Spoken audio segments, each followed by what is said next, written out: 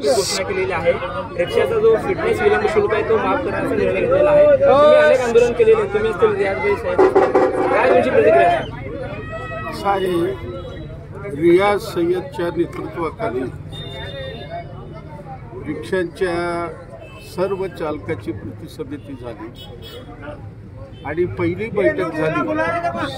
त्या बैठकीमध्ये म्हणलं, एकदा सोलापुरातला रिक्षावाला रस्त्यात आला तर सरकारला निर्णय घ्यावा भाग पडेल। आज फिटनेस संबंधी विधानसभेमध्ये त्यांना निर्णय घ्यावा लागला।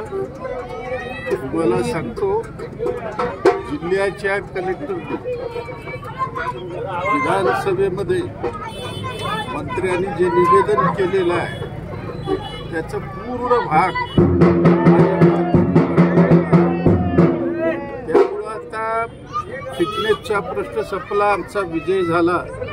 पण सगळ्यात महत्त्वाचा प्रश्न आहे कल्याणकारी मंडळाचं काय, त्यांचं शिक्षणाचा प्रश्न आहे, आरोग्याचा प्रश्न आहे, पेन्शनचा प्रश्न आहे आणि सगळ्यात मोठा प्रश्न आहे की त्याच्या कर्जाचं काय करणार।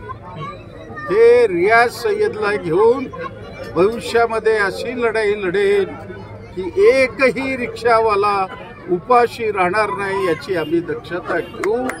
आणि हा जबरदस्त रिक्षावाल्याच्या एकजुटीचा परिणाम आहे।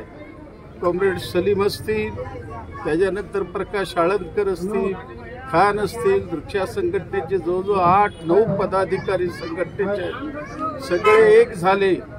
आम्ही आषाढीमध्ये घुसतो म्हणल्याबरोबर मुख्यमंत्र्याचं काय व्हायचं ते झालेलं आहे। त्यामुळं आता निर्णय आल्यामुळं आता आम्ही विजयाच्या मूडमध्ये आहे। भविष्य काळामध्ये मी जर आमदार झालो, रिक्षावाल्याला सोन्याचा दिवस आणल्याशिवाय मी सोडणार नाही, एवढं आम्ही वचन देतो। आणि रियाज सय्यदला मी विनंती करतो, अशाच पद्धतीनं कृती समितीला जिवंत ठेवा आणि प्रत्येक रिक्षावाल्याला न्याय मिळवून देण्याकरता आपण प्रयत्न करू। सोलापूरसह राज्यातले किती रिक्षा चालकांना याचा फायदा होणार आहे फिटनेस विलंब? एकूण राज्यामध्ये 2 लाख रिक्षावाल्यांचा फायदा होणार आहे। सोलापुरामध्ये 6000 रिक्षावाल्यांचा याचा फायदा होणार।